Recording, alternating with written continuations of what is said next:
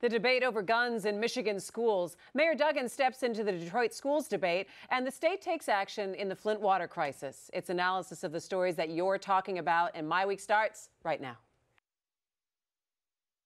Detroit Public TV is supported by Business Leaders for Michigan, announcing open registration for the Michigan CEO Summit, November 12th at the Westin Book Cadillac, Detroit. Keynote speaker is Tom Kelly, leader of a global design firm helping organizations innovate and grow.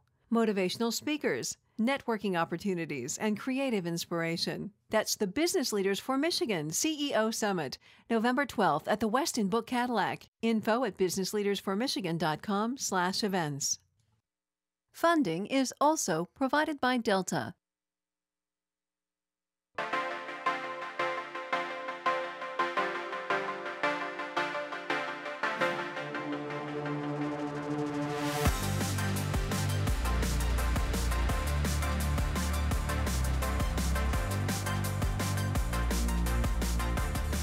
Hey, and welcome to MiWeek. Thanks so much for joining us. I'm Christy McDonald. We have a lot to get to this week, including the debate on Michigan's open carry law after the mass shooting in Oregon, plus twisting some arms in Lansing when it comes to Detroit schools. But we are going to start tonight with what continues to be an evolving situation with the water crisis in Flint. After high levels of lead were found in the city's water supply from the Flint River, the state has finally taken action. Last week's plan of filters and testing was not enough. The governor just announced on Thursday that Flint is hooking back up with Detroit's water system.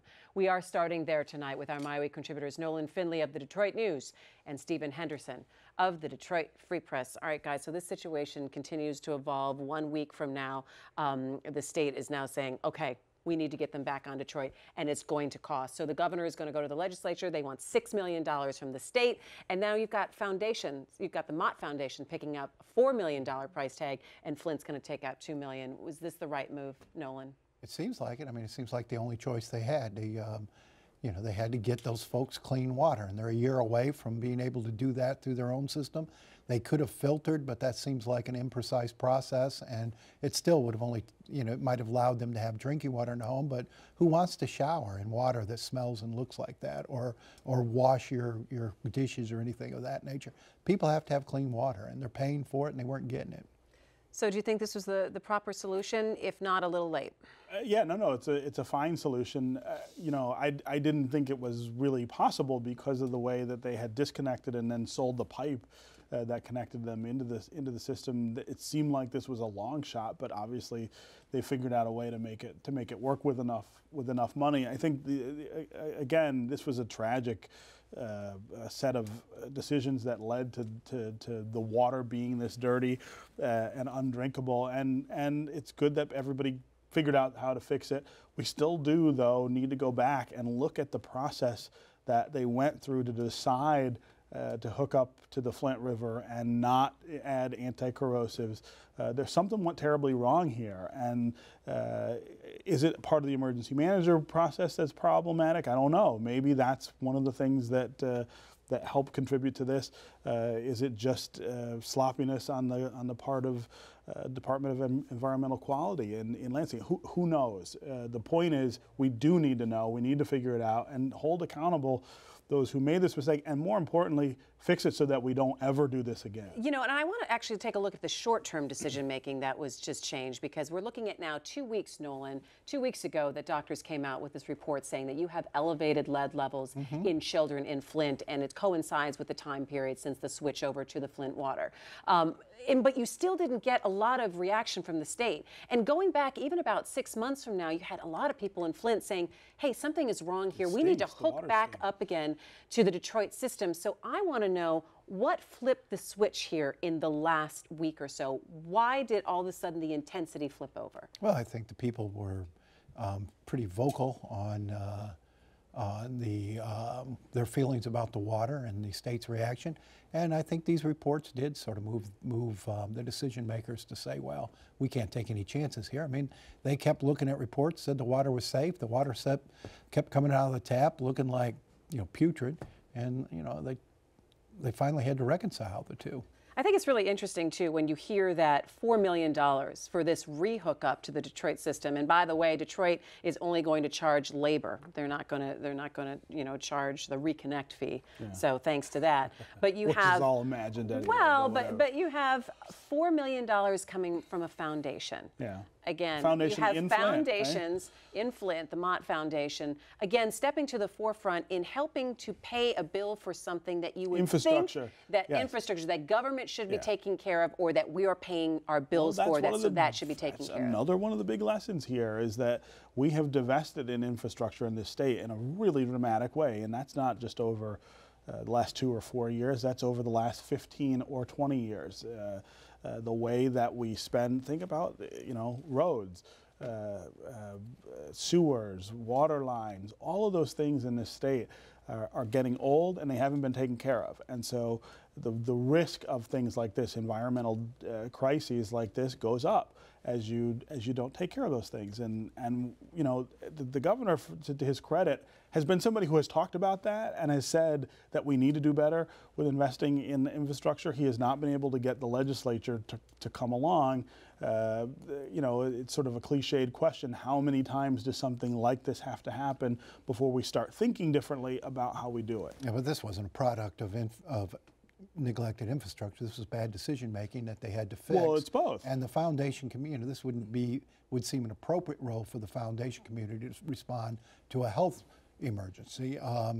Yes, it was a man-made health emergency, but the infrastructure didn't fail here. They just made the bad decision to pull water out of a really bad place. No, but the reason the water doesn't have the lead in it. The lead is coming from pipes in the system that still connect to people's homes. Those pipes should have been replaced years ago, and they weren't. So how's reconnecting Detroit water going to help that? Because Detroit water does not have the corrosive effect of the Flint. The water that comes out of the Flint River is really corrosive. It's corroding the lead pipes. That's putting lead in the water. Detroit water is treated differently and will not corrode the pipe. So that solves the short-term problem, but the long-term problem is these pipes. And those pipes don't just exist in Flint.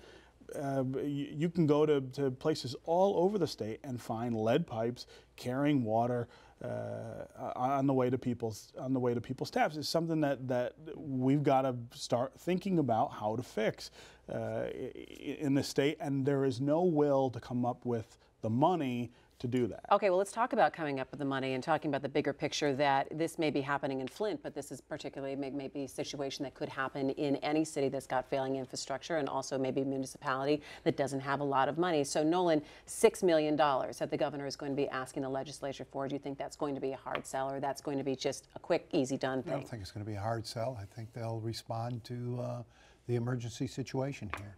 I don't think getting $6 million for this is going to be tough to do at all. Flint may have a hard time coming up with its $2 million because it's a broke city, and then there'll be some ongoing maintenance costs that they'll have. Another $4 million, I understand that we don't know where that's going to come from, but I think people respond to emergencies. And look at the way we've funded local government. Why is Flint broke? Well, there are lots of reasons, but one of them is, again, the disinvestment at the state level in local governments, in municipalities, in urban areas. These problems all chase us around constantly here, and they sort of jump in front of our faces when something crazy happens, and we never sort of stop and say, well, what's following us? Why is it that every place we turn, this issue is still there? And the reason is the way that we prioritize and spend public money in this state. I think it's also pretty scary too, because again, this is happening in Flint, but you can also say, yeah, this is a municipality though that does not have a lot of money and had to make a decision somewhere along the line that it was more cost effective to dip into the Flint River, and whether they had vetted all of their choices and whether they had looked and seen what the possible consequences were, but they had to weigh what was a cheaper option versus, well, it can probably just kind of get us by for the next year and a half. Nolan, is it that kind of decision making that we should be looking at, that somewhere along the line, when you have to cut some kind of money, you could possibly be putting public health at risk? Well, ultimately, this will be a good decision for Flint on the long term. They will save a good deal of money every year on their water. They probably should have waited. Well, they definitely should have waited until they had that pipe hooked up. And so they were a little too hasty, I think, in making the move. But the concept of getting a service more cheaply than you're getting it now is not a bad concept in a city that doesn't have any money. No, it's not a bad concept. Let me ask you this, Stephen, because I'm always interested to see, because this has made national news, how the rest of the country perceives this in seeing this story. How do you think that what do you think Michigan looks like in Well, this? I mean, we look like southern states used to look, and I say used to because most southern states have come a long way in the way that they deal with infrastructure and the way they deal with investment and things like that. Michigan is sort of taking the place of those states that didn't understand the value of investment. And again, no one's saying we should overpay for anything. No one's saying that no one's trying to question the value of a dollar. But the relative value of a dollar next to things like health, next to things like safety, next to things like opportunity is where we are all screwed up in Michigan. We value that dollar more than we value any of those other things. And that's what happened here. Flint said we can save money by connecting to a system that we don't know is safe. And the consequence was lots of kids got lead poisoning. That's not okay, and that's the kind of thing that would happen in a Mississippi 20 years ago or a Louisiana. No, and Governor Snyder was criticized heavily for maybe not reacting to this crisis as quickly or as maybe as severely as he could have. Do you think in this last week or so that he's been able to change that narrative? Well, I mean, it takes time to come up with a solution. I think, you know, once he engaged, he came up with a solution fairly quickly. Hopefully, they'll be able to implement it quickly. I don't think there's any cost to him. All right, we will see how this continues to play out. All right, turning now, another mass shooting, another debate on guns. But now in Michigan, the focus is on the state's open carry law. It allows anyone with a concealed pistol license to openly carry a gun in schools. And there are currently 2 bills in the legislature that would change the law. One would allow only concealed weapons to be carried in schools. The other would ban all weapons. And again, we have these conversations that come out after these shootings. And first, I just kind of want to step back and say the reaction I think that people had to the shooting in Oregon, or I think almost maybe my point is the lack of reaction. It feels like that we are really, this is becoming so commonplace that it's not even as disturbing as it used to be. Would you agree with that? I mean, I think we're becoming accustomed to these things happening, and that, in the short term, is an issue, right? It's not the long term problem, but we've had a bad run of it where there are more mass shootings right now than there have been in recent years. There's a new website that tracks mass shooting and defines as 3, I think, or 4 or more. There are many more of them now than there used to be. But I think again, you know, crisis sometimes inspires bad policy making. We need to think bigger than just mass shootings. I mean, we have a gun problem in this country that kills thousands and thousands of people every year, and even single killings of people in urban areas, and especially, is a huge problem. We need to have more rational gun policy in this country, and it's really hard to get to that space when you have 2 extremes, one saying you can't regulate guns at all, the other saying that the Second Amendment doesn't mean anything. I mean, I think both of those are absurd policy positions, but we got to come to a practical agreement that does better. So what is a rational and practical I don't know. I mean, there's a contradiction here, and I think, again, if you only focus on guns, you're missing the point. I mean, surely this attack was carried out with guns, but if you look at murders by firearms since 1993, they peaked, and they're down 50%, while multiple shootings continue to happen. Some years we have more, some years we have less, but they certainly are more common than they once were. So what's going on here, and are there other issues we should be taking a look at, including mental health and other elements of our society? You mentioned open carry. I've written a couple columns that, as a Second Amendment supporter, strong Second Amendment supporter, I think it's just plain stupid for people to be openly carrying weapons into schools, because you put a lot of pressure on school administrators to determine, oh, is that just a guy exercising his open carry right, or is that somebody who's going to come in here and shoot up the school? It's insensitive, it's stupid, and it's hurting their cause, I think, because it is going to lead to to more restrictions. And, but you just can't get through to these folks that carrying a rifle into a school is not a good idea. Well, what about the Democrats' bill making gun-free zones? It's truly gun-free. Well, I mean, you had a gun-free zone here in Oregon. What happened? I mean, you can Actually, I layer think that was not a gun-free zone. It was just a community college where you can't have guns. Yeah. Well, I mean, how far do you want to extend? Well, I mean, there's no school or campus where that allows you to this was a carry gun-free zone, and it didn't seem to help. So I mean, you can layer on a lot of feel-good legislation. Some of it may help a little. Most of it probably won't. But as long as there are 300 million guns circulating in this country, I don't know how you end gun violence. And there's some people making the argument, though, that if you were able to have people, though, have guns in that kind of situation, they could defend themselves. Yeah, I suppose. I mean, the security guards certainly should have had a gun. Security guards probably should have been armed in that situation. But the idea, I mean, we are very enamored right now in America with myth making. What do you mean by that? Well, this idea that if you arm everybody, or arm more people, that we would be safer, which cuts against the logic that plays out in every other civilized country on the planet. I mean, well, that's not true, but we can get to that. Well, it certainly is true. There's no other Western society that has the number of guns in circulation that we do. Sweden, Norway, Finland all have higher rates of multiple shootings than we've had in this country. But they don't have higher rates. But they don't have higher rates of violent crime or murder than we do, or homicide. And almost all of those things in this country are committed with guns.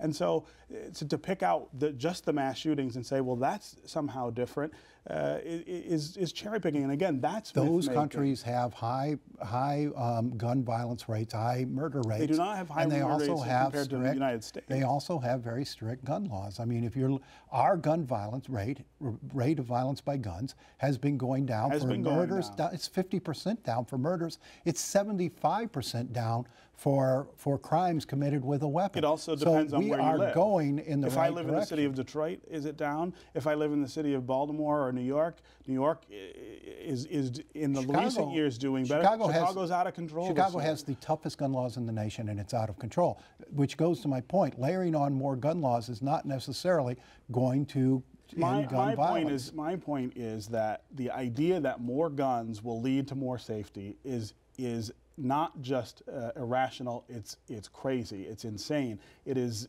saying something that does not bear out anywhere else on the planet. So you'd have to think that there was something peculiar or special about people in this country that would suggest that somehow if we arm ourselves more than we already are, more than 300 million guns, that somehow we keep ourselves safer. That just doesn't make any sense. There's also a myth that more gun laws will keep us safer, because that hasn't proven true either. Alone they may not. So here's the proof. Here's our rational conversation.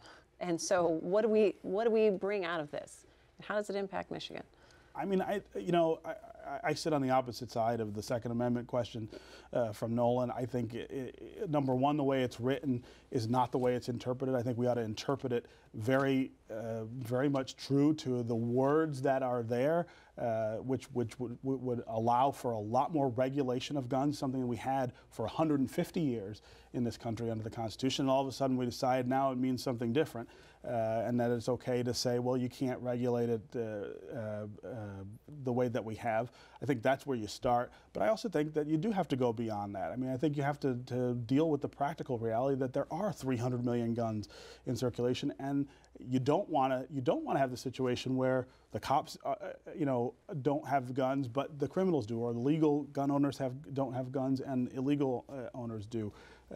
You have to talk about it in totality and in some context, and not get stuck on one part or the other. I think we've got to drill down and figure out why we are such a violence-prone society, and I don't think that is necessarily because we have access to guns.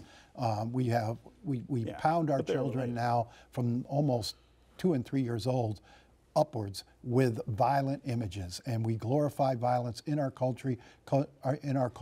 You look at today's movies compared to the movies of 30, 40 years ago, and the gore and the violence and the glorification of gun violence is greater than it ever was. That's a bad combination. with the fact that there is a gun in every house in America, just about. All right, and we'll see where these bills go in the next couple of weeks. Turning now to Detroit, we are 1 month into the school year, and Mayor Duggan has consistently said he doesn't want to run the city's school system, but he knows in order to make the city a place for families, that schools really have to be a priority here. The mayor is pushing his school reform plan in Lansing. He wants legislators to pay the DPS deficit that accumulated under emergency management. He wants to appoint a Detroit Education Commission to oversee public and charter schools. Okay, so I figured we are 1 month into school and we still haven't heard any kind of movement coming out of Lansing and any kind of, all right, we're going to pick up this charge and we're going to deal with Detroit schools. We know that the mayor is lobbying a little bit in Lansing right now for this. Nolan, fill us in. Well, I don't think anything's going to happen until he gets his roads issue settled, and then I'm not sure what's going to happen or what even can be done. I talked with John Ricolta this week, who did the finances for the Education Coalition, did the finance study, and he said the total debt for that district is more like $1 billion.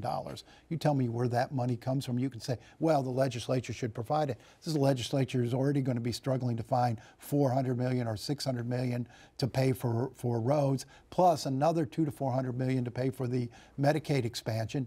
Next year, the year after that, it's going to continue to eat this budget. I don't know where that billion comes from. I think bankruptcy is looking like a better option for this school district all the time. It worked for the city. Except that bankruptcy doesn't work the same for school districts as it does for the city. So what part of the debt do you feel like you could even restructure under bankruptcy? I mean, there's a lot of debt owed on bond sales that you might be able to get out from under. I mean, you've got to start bringing down that debt. And so if you can't do that, what do you do? Because the state doesn't have $1 billion to help you. Well, okay. Well, this is the big disappointment here. The big disappointment was last December when they put this coalition together and said, you know what, we don't have a lot of time here, so we need this group of people, 35 people, to get together and come up with the best comprehensive solution. And again, stakeholders from everywhere in a month. Okay, we need you to do this so you can deliver a plan, and so then the governor can come out a month later and say, well, I'm kind of with what the coalition found, but here are sort of my ideas, so we can make something happen here. And so you tell parents in the city of Detroit, we're working on something and we're going to get to a solution. Can you tell I get a little hot about this? And so then you have an entire summer go by and you send kids back to school with the hope and the thought that some kind of comprehensive plan is going to move forward, either one way or another. And it's October, friends, and we're sitting and we're waiting, and roads still aren't done. Yesterday was count day, and if that number was down again, I mean, it's just going to there'll be another hole. So I've got a problem with the timing then. So Stephen, talk to me about then what people can expect then from this. Well, I think Nolan's right. There's nothing's going to happen up in Lansing until you get a roads package. The governor's not going to focus on this until at least then, and who knows what else is in front of. Well, they got to see how much money they have to priority list. So I think that the path forward on this, actually, because you're never going to resolve the argument over Detroit schools. It's just too hot. It's just too thickly layered with race and class and all these other things that people do not want to deal with. I think you have to put this in the larger context. If you look at the problem that they're talking about, that they have in Detroit schools, is common across almost every district in the state. I mean, you can go to suburban districts that on paper are in good shape and find the same kind of long-term liabilities that they are not going to be able to afford. I think one possibility here is to start talking about statewide solutions to this problem. That should include not just coming up with the money to pay for those liabilities, but also let's talk about how many school districts we have and why we have that many and how that contributes to the problem. Let's talk about the way we pay for schools in Michigan. Proposal A is 21 years old. It was a fine idea when we had it, when we did it in 1994. It doesn't really work as well as it should right now because of the massive financial reset of the last 8 years. We've got to deal with all of these things together, and I think that's actually a more responsible way to deal with it, because if you just do it for Detroit, you're going to have to do it for lots of other districts on a one-off basis anyway. But you say come up with the money as if it's just a matter of, oh gosh, let's just spend the money. I mean, no, I don't. We had a discussion a minute ago about infrastructure. The infrastructure's needs in this state top $10 billion easily. And I'm not minimizing that. And now the school debt is, the pensions across the board, are underfunded. And bringing them back will take billions of dollars, and you start thinking about where that money comes from and these problems, and you can see why we haven't had answers to these problems. The problems are so big and the amount of money needed so high. Because we've waited so long. We have, but still, that doesn't change the fact that there's no place to go to get that much money. Yeah, well, you know, I make the argument though that we can't afford to wait. We can't. Pot is that legalized pot? Legalized make it all go away. That's an easy thing to say. We can't afford to wait. We can't afford to wait. Where do you get the money? I don't know, but you got to prioritize something along the way. All right, we got 15 seconds, so wrap it up. Well, the reprioritization is what I was going to talk about. We got to start spending money in a better way, a smarter way on things that matter, and stop some of the other things that we're doing. Prisons. Why we spend $2 billion a year on that? You can take $500,000 out of. And we'll see, and we'll have to. That solves just a little bit of. We'll have to crunch the finances next time on MiWeek. That's going to do it for us. Go to MiWeek.org right now for MiWeek. After the show, we're going to continue to talk about the week's headlines. It's something you won't see on TV. Find us on Facebook. Find us on Twitter. We are there. We want to hear from you. I'm Christy McDonald. We will see you next time for MiWeek. Take care. I know.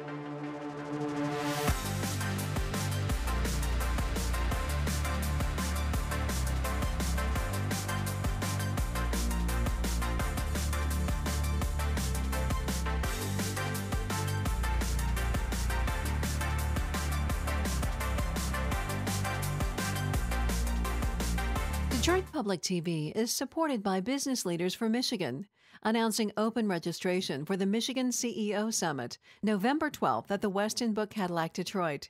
Topics include trends that could affect your bottom line and how well Michigan is doing in attracting and growing good-paying jobs. A great lineup of speakers, networking opportunities, and creative inspiration. That's the Business Leaders for Michigan CEO Summit, November 12th at the Westin Book Cadillac. Info at businessleadersformichigan.com/events. Funding is also provided by Delta,